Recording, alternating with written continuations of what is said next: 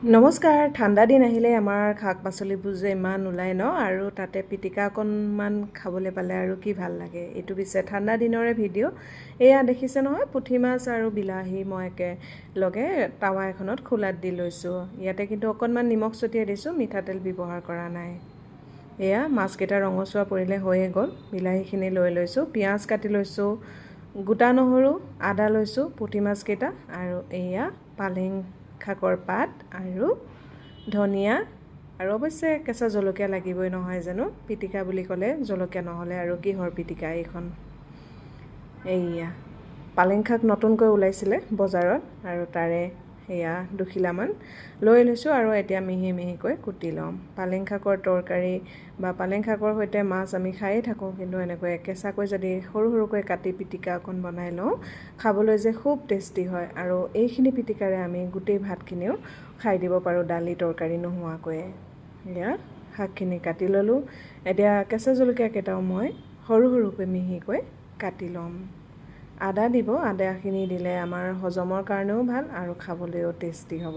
আদাখিনি মই সৰু সৰুকৈ স্লাইচ কৰি লৈছোঁ। নহৰু মই 5-6 ফুটামান লৈছোঁ, এয়া এনেকৈ সৰু সৰুকৈ কাটি দিম। নেমু এপিচ লৈছোঁ। আমি যদি শাকত নেমু ছটিয়াই দিওঁ, নেমু চেপি দিওঁ, তেতিয়াহ'লে শাকখিনিৰ পৰা যিটো আইৰণ আমাৰ বডিয়ে পাব লাগে সেইখিনি পায়, নহয়নে? নিশ্চয় আপোনালোকেও জানে। আৰু এয়া ধনিয়া পাত লৈছোঁ, ধনিয়া পাত কেইখিলাও সৰু সৰুকৈ কাটি লৈছোঁ। আৰু ঠাণ্ডা দিনৰ ফ্ৰেছ ধনিয়া খাবলৈ যে ইমান ধুনীয়া হয়। এয়া এতিয়া মই গোটেইখিনি পিটিকি ল'ম, নিমখ দিম জোখমতে, আৰু কেঁচা মিঠাতেল অকণমান দি দিব। বিলাহীখিনি আপোনালোকে জুই থাকিলে বিলাহীটো পুৰিও ল'ব। মই জুই নাই কাৰণে এনেকৈ টাৱা এখনত গৰম কৰি লৈছোঁ। এতিয়া গোটেইখিনি পিহি ল'ম, হৈ গ'ল পিটিকাখন। আৰু দুপৰীয়াৰ ভাত সাজত মোৰ শাকৰ লগত মাছৰ বইল আছিলে, আৰু এয়া পিটিকা, মাছ ফ্ৰাইও আছিলে।